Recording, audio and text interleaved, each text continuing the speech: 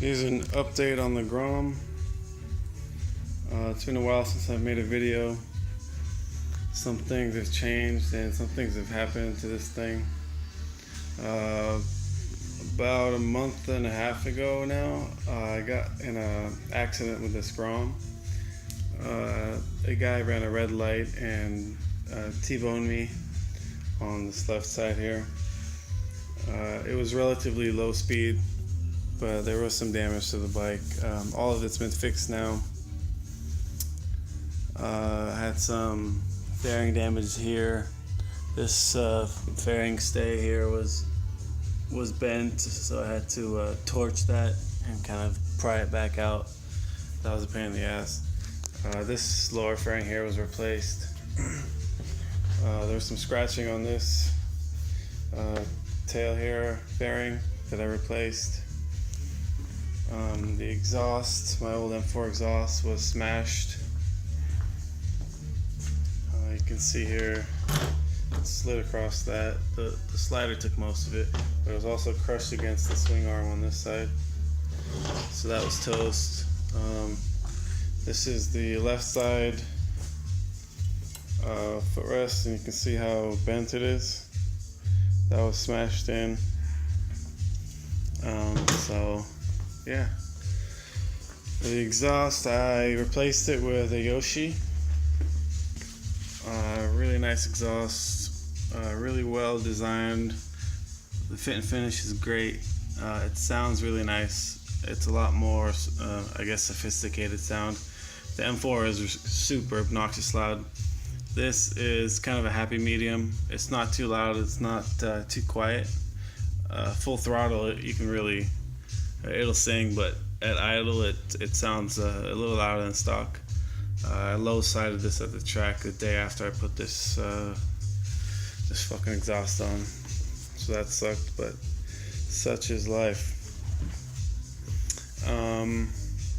And for the rear sets, I decided to just go ahead and get the driven rear sets, the Racing TT. These are amazing. Again, fit and finish is top notch. Everything is, oh wow. Look at that. See? That's what happens when you don't Loctite shit. Man, every time I make a video I find something loose on this fucking thing. As I was saying, that's why I was getting so many false neutrals. Fit and finish is top notch. It's a little, I would say, awkward to install because you gotta pull this main pivot bolt that holds the swing arm on the bike, and if you don't have the bike supported perfect and it drops a little, you're gonna have to fight it to get it back in there and lined up and everything. But with two hands it should be no big deal. Other than that, you can tell there's been a lot of R&D into this rear set because the ergonomics is really spot on. Everything's where it needs to be, and you feel comfortable while still gaining a bunch of ground clearance.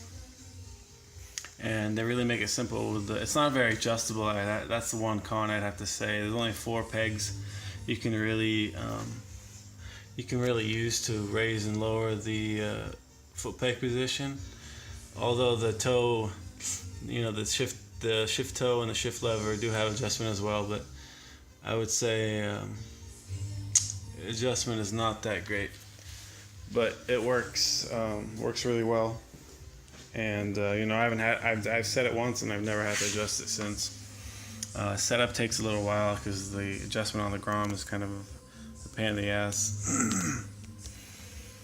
But yeah, what else did I do? Oh, at the when I low side on the track, I also kind of tweaked my handlebars, my Honda Minis. I didn't tweak them, I just these bushing mounts kind of went cockeyed. So I had this Renthal fat bar sitting around waiting for it to be installed, and that kind of pushed me over the edge to just put it on. So this is the Renthal Wyndham fat bar. It's an 1 1/8" fat bar. It's about an inch wider on each side than the Honda Mini, so it really kind of widens your grip, widens your stance, gives you a little more leverage. You don't really need it with a small bike like this, but it feels nice. The reason I got this was because it was kind of the lowest I could find without actually getting clip-ons. I think the clip-ons look shitty and just I don't like them, so this was kind of the lowest bar I could find that worked with the Honda, so I went with it. I pulled off the mirrors for now. I put back on these lever guards, shitty lever guards, but they work for now. One issue I had with the fat bar is that now I pulled out the clutch and the brake to where they need to be, but at full lock, you can hear the brake line, or sorry, the clutch line kind of tug. There's not that much slack in it, so it's a little tight, but I've had no issues with the clutch not being fully engaged or any rubbing issues. So yeah, that's something to be aware of. One thing I also did was swap out the stock chain for a DID chain. The stock chain is just crap, and this thing is money.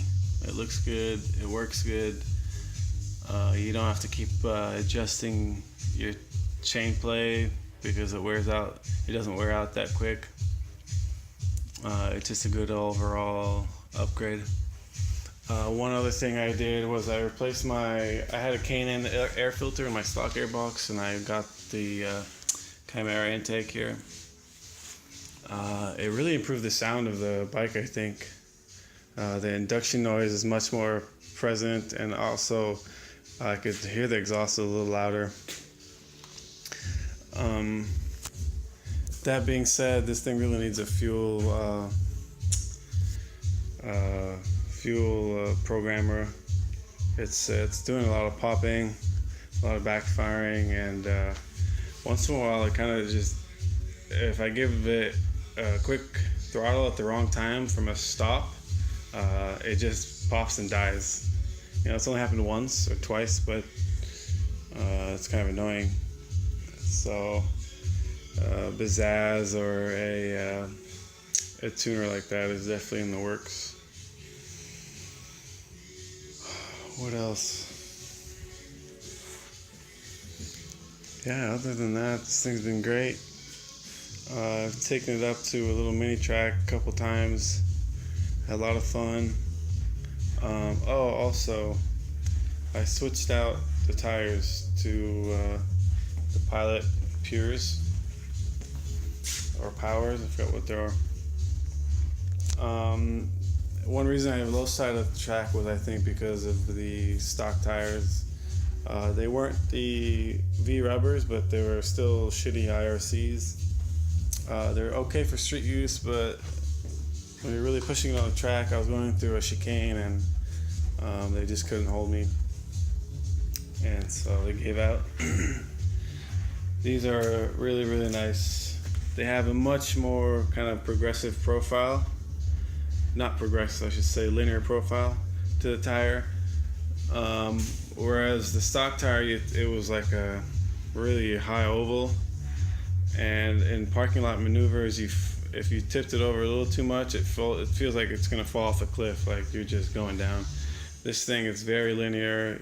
You know what it's gonna do. You know how it's gonna do it, and it's just much more confidence inspiring for sure. Yeah, that's about it for now. This thing's been a lot of fun, and I'll keep adding stuff. It's got 2,000 miles on it now, I think. So I do ride it around a lot. Oh, almost 2,000 miles. 1996. It's a good year. So yeah, something in the works. I'm just gonna get some bar ends, replace these. I'm looking for a mirror, maybe one mirror, just to, because I like to keep an eye out for when I'm at a stoplight for people coming up behind me, making sure they don't run me over. So that'd be nice to have. But yeah, that's it.